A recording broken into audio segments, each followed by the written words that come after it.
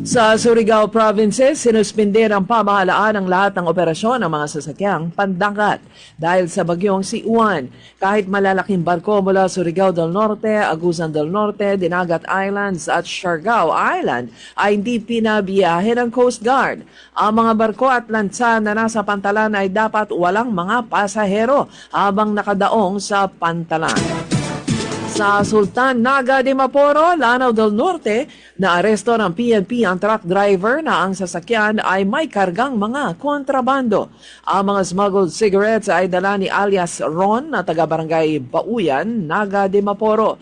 Dalawang malalaking truck ang pinara ng mga pulis sa checkpoint pero ang isa ay humarurot at ang isa naman ay napahinto. Sa Ipil, Zamboanga, Sibugay, inaalam na ng PNP kung may kaugnayan ang pagbaril at pagpatay sa isang kawani ng BIR sa bayan na ito at ang pagkamatay ng dalawang security guard sa loob ng BIR office. Kinilala ng PNP ang nasawing BIR employee na si Ayan Jude Nario, revenue officer na binaril sa harap ng kanyang asawa habang sila ay palabas sa isang restaurant. Sa Cagayan de Oro, sumuko na ang pastor ng Seventh-day Adventist Church ilang araw matapos niyang barilin at mapatay ang kanilang treasurer.